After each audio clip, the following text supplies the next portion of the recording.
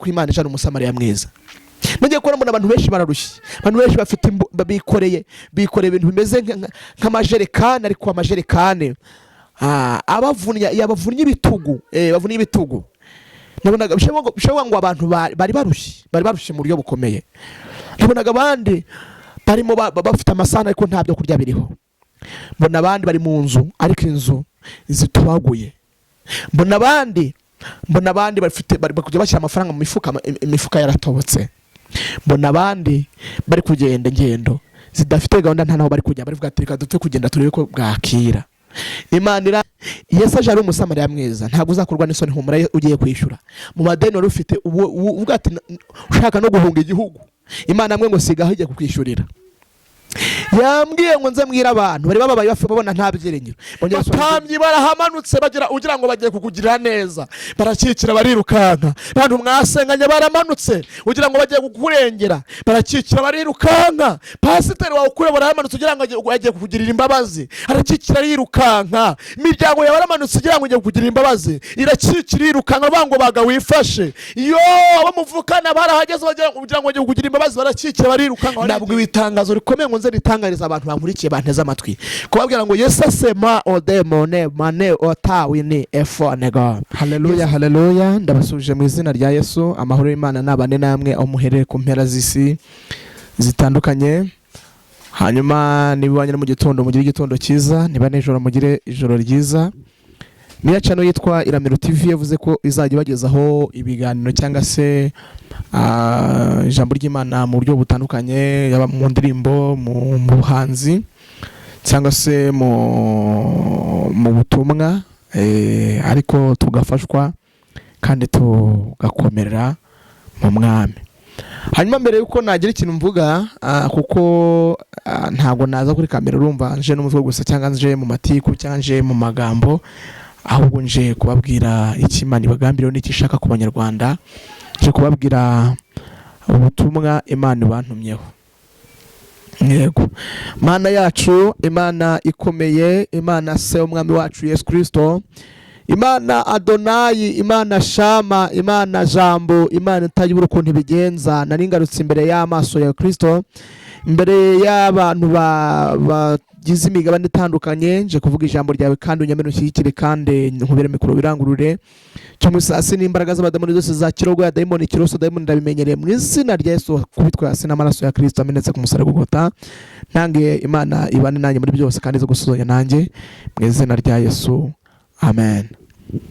Hanyuma Imana baho umugisha. Ndumva tugiye gusoma ijambo ry'Imana aho uri hose ku mpera zitandukanye. Nyine tugiye kuganira ku butumwa Imana ikuntumyeho.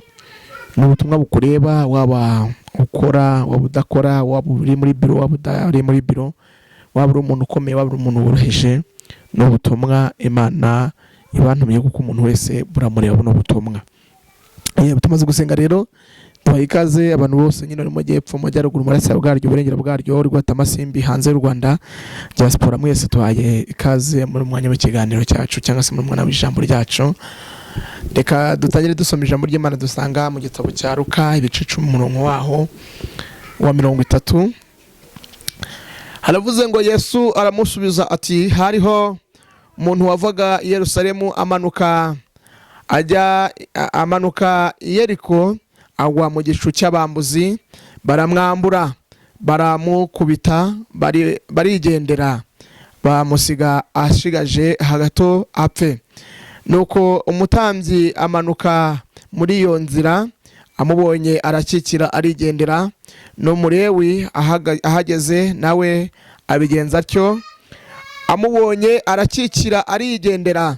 Ariko umusamariya wari mu rugendo nawe amugeraho, amubonye amugirira impuhwe, aramwegera, amupfuka inguma, amwomoza amavuta ya elayo na vino, amushyira ku ndogobe ye, amujyana mu cumbi ry'abashyitsi, aramurwaza. Bukeye bwaho yenda idenariyo 2 aziha nyiricumbi ati, umurwaze, kandi ibyo uzatanga byose birenze kubyo ngusigiye nzabikwishyura ngarutse. mwakire neza ijambo ry'Imana. Amen.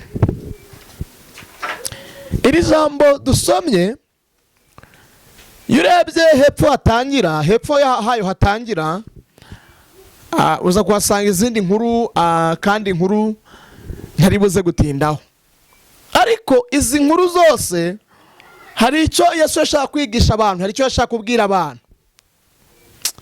Yesu ashimwe. Hari icyo Yesu yashaka kubwira abantu, hari n'icyo yashaka kubwira abigishwa be bari bari kumwe nawe. Uyu mwanditsi w'amategeko ngahagurutswa no kugerageza Yesu, aramubaza ngo nkore nte kugira ngo ndagwe ubugingo buhoraho. Yesu aramubaza ngo mu mategeko wandika mu mategeko yanditse handitswemo ngo iki? Handitswemo ngo ukundisha Uwiteka ubwenge bwawe bwose n'imbaraga zawe zose n'ubugingo bwawe bwose, kandi ikirenze ibi byose ukunde mugenzi wawe nk'uko wikunda. Yesu aramubwira ati nukora gutyo uzaraga ubugingo buhoraho. Arangije ngo uyu mwanditsi w'amategeko ashaka kwigira shyashya, aravuga ngo harya se mugenzi wanjye ninde?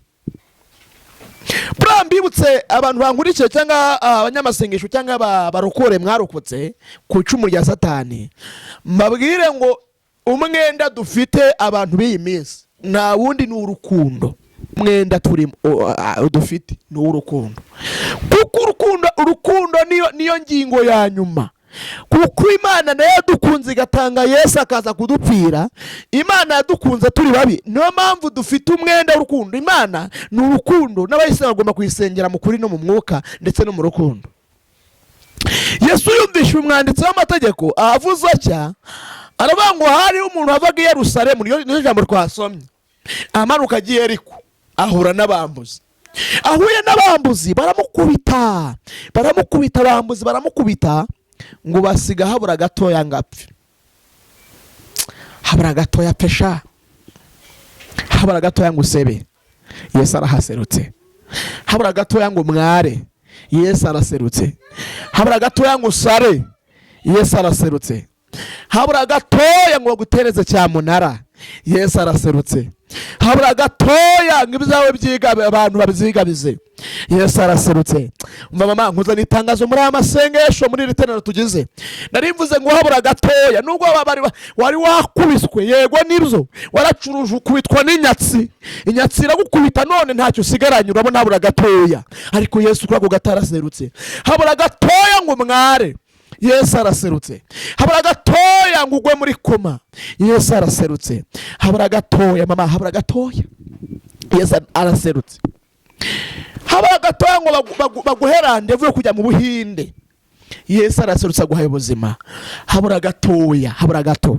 Halasima odasifona dry. Habura gatoya. Nzagitangaza uruvango habura gatoya. Yesu aserutse ku buzima bwawe.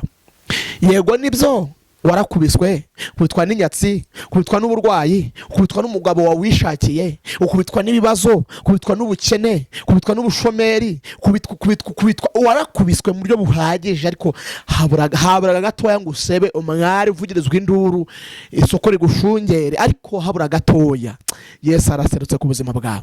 Hari abantu benshi bari bagiye gukorwa n'isoni, abantu benshi babonaga byabacanze, bandi babonaga nta buryo, ariko aho wabonaga nta buryo wari ufite, Yesu aserutse ku buzima bwawe. Aho wabonaga byagucangacanze, Yesu araserutse. Tangazo rikomeye ngo nze ritangariza abantu bankurikiye banteze amatwi, kubabwira ngo Yesu asema odemone mane otawini efonego. Yesu aserutse ku buzima bwawe.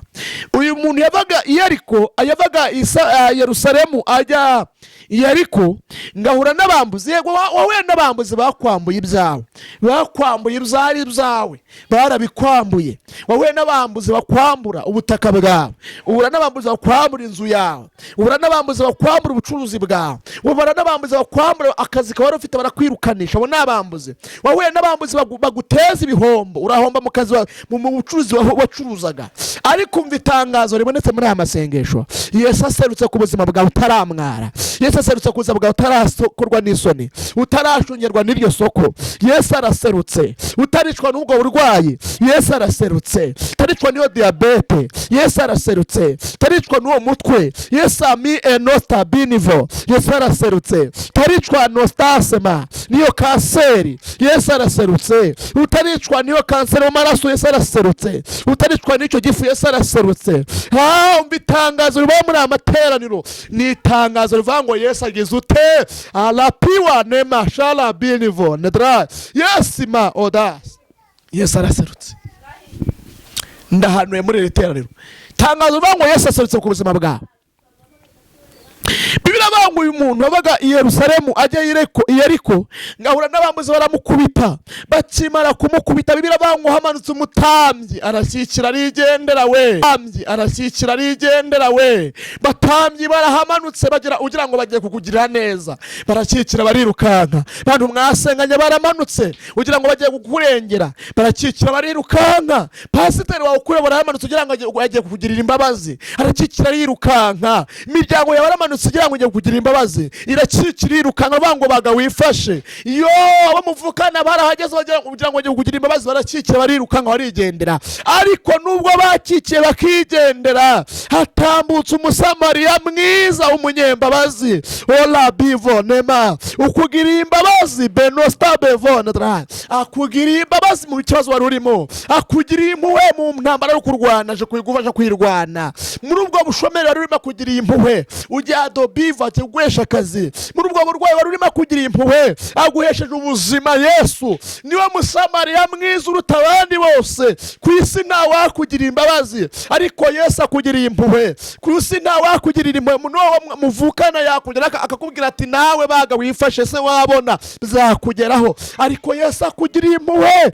Yesu akugiriye impuhwe mu kibazo wari urimo, aravuze ngaje kukurengera, akugiriye impuhwe, akugiriye impuhwe. Bibiri abango nuko musamariya mwiza cyagera ngo nubwo umurebe yarahageze aracikira arigendera. Ariko mana we, abantu musengana baracice barirukanka, ariko Yesu we ntago ari bwirukanke. Mu bintu nakunde Yesu nuko atajya tumuntu mu kibazo, ntago yajya kure y'umuntu uri mu bibazo, ntago yajya kure y'umuntu uri mu bushomeri, ntago yajya kure y'umuntu ushomereye, ntago yajya kure y'umuntu w'umukene, ntago yajya kure y'umuntu wamwambaje, ntago yajya kure y'umuntu wamutabaje, ntago yajya kure y'umuntu bagendanye. Yesu ni umukunzi mwiza, Yesu ni inshuti nziza idahemuka. Yesu ntago agerangagiza umuntu bagendanye mu bibazo. Ugeze mu bibazo ntago kujya kure, ntago guhunga, ahubwo yegera hafi kugira ngo aguhumurize mu bibazo, kugira ngo agushyigikire mu bibazo, kugira ngo abane nawe mu bibazo, kugira ngo agutere ingabo igukingira, akubere ingabo igukingira mu bibazo, kugira ngo agukomeze mu bibazo. Yesu ni umugabo mwiza, ndamushimiye.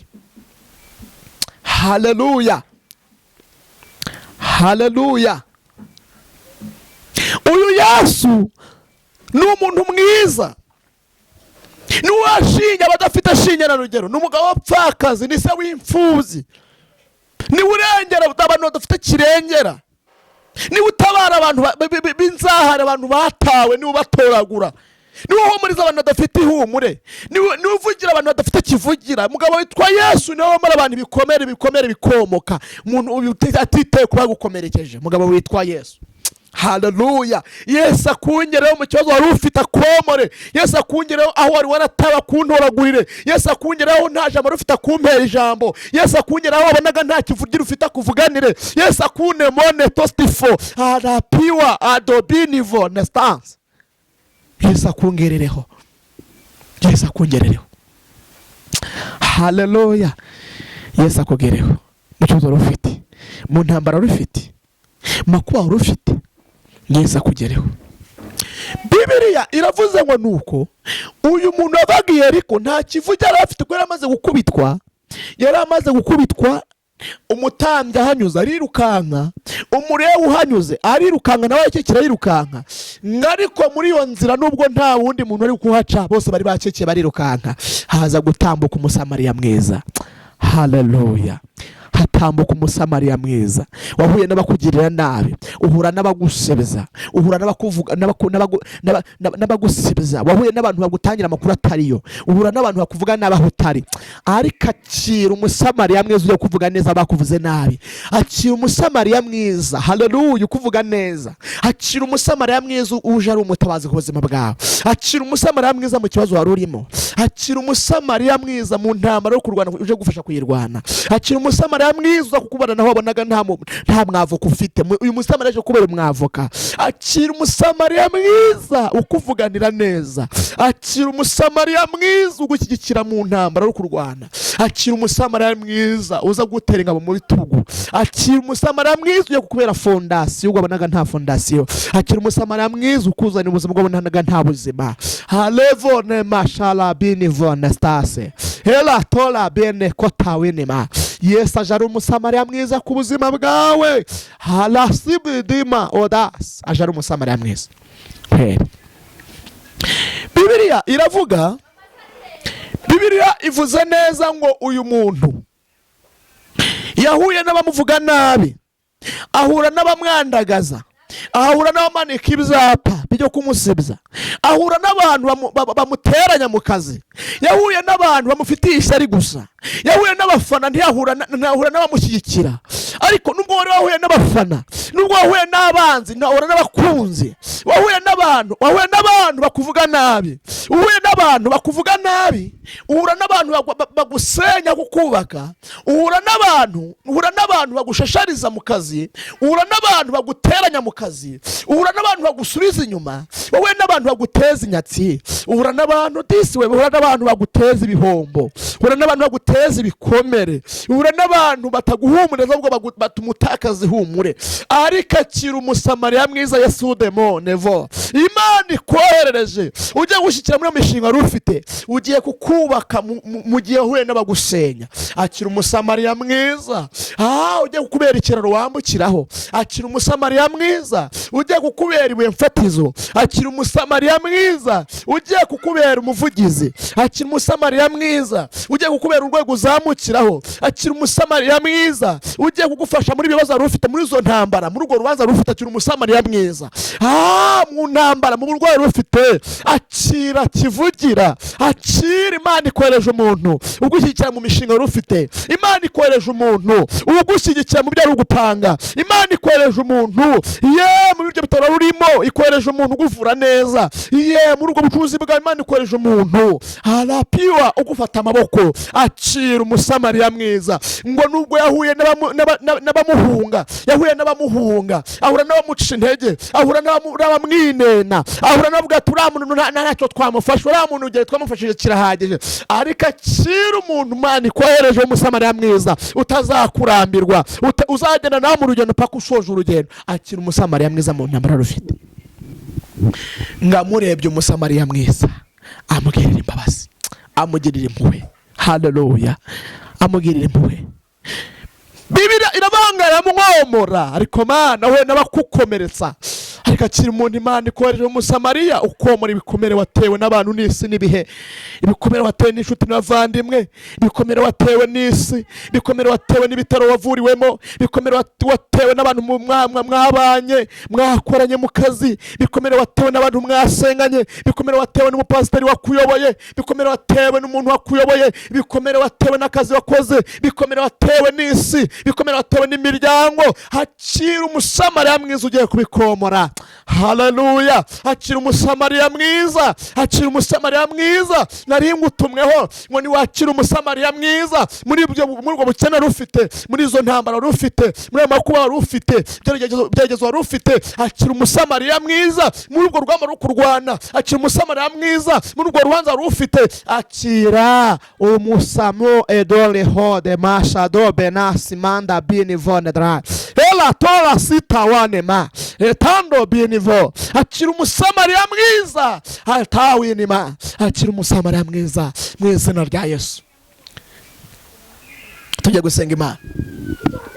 Warugeza ukenera umuntu ukumva nawe, wahuye n'abantu batakumva n'abantu bagusenya, ariko akira umusamariya mwiza ugiye kumva agahinda kawe akaguhumuriza. Akira umusamariya mwiza ujye gushyigikira. akira umusamariya mwiza. Haleluya. Muri ubwo bukene rufite natumwe ngo nzambwira abantu bankurikira cyangwa se abanyarwanda cyangwa se umuntu wumva ururimi rw'ikinyarwanda ngo mu ntambara yo kurwana akira umusamariya mwiza. Maze wari ufite akira umusamariya mwiza. Imana ishimwe. Imana yambwiye ngo nzambwira abantu ngo ntibakira mu ntambara yo kurwana akira umusamariya mwiza. Kuri iyo piyave bari baguhaye ubona byagucanze akira umusamariya mwiza. Muri iyo credit ufite Yesu aje ari umusamariya mwiza ntabwo uzakorwa n'isoni humura ugiye kwishyura. Mu madeni wari ufite uvuga ati ushaka no guhunga igihugu Imana yambwiye ngo sigaho igiye kukwishyurira. Yambwiye ngo nzambwira abantu bari bababaye babona nta byiringiro bongera basubira ibyengiro kuko Imana aje ari umusamariya mwiza. Nongeye kubona mbona abantu benshi bararushye, abantu benshi bafite bikoreye ibintu bimeze nk'amajerekani ariko amajerekani abavunya ibitugu bavunya ibitugu. Nabonaga bishoboka ngo abantu bari barushye mu buryo bukomeye. Nabonaga abandi barimo bafite amasana ariko nta byo kurya biriho. Mbona abandi bari mu nzu ariko inzu zitubaguye. Mbona abandi bari kujya bashyira amafaranga mu imifuka yaratobotse. Mbona abandi bari kugenda ingendo zidafite gahunda nta naho bari kujya bari vuga ati reka dupfe kugenda turebe ko bwakira. Imana irangije irambwira ngo abantu bari barushye bari babuze icyerekezo bari babuze igisubizo ariko Imana ije ari igisubizo ku buzima bwanyu. Banyarwanda ntimuhagarike umutima mwizere Imana kuko Imana ije ari umusamariya mwiza ku buzima bwanyu. Mu ntambara mwarimo kurwana ibibazo mwari mufite makuba mwari murimo Imana ije ari umusamariya mwiza mu izina rya Yesu Kristo wa Nazareti. Amen. Reka dusengane Imana. Imana yacu Imana ikomeye, Imana nziza, Imana nyir'ubutware, bari baraduteze amatwi ngwino babere umusamariya mwiza Kristo kuvuze kujura umusamariya kandi nyemerera uzuba bishurire barafite amadeni bishurire babonaga bafite priave uzubashuriye poma priave bafite cyamunara mwami rukuru cyamunara babonaga byabacanze byabayobere babuze icyerekezo babere icyerekezo kandi bari barwaye bose bakize bari mu bitaro bakizwa ubuzima mu izina rya Yesu Kristo wa Nazareti apanga kazuka. Ndagushimiye ko ariyo Kristo wabumwe kugira ngo nzabwira abantu kujura umusamariya mwiza mu izina rya Kristo Yesu wa Nazareti. Amen. Imana ibamugisha. Shalom nakagaruka nyine. Ciao ciao ciao.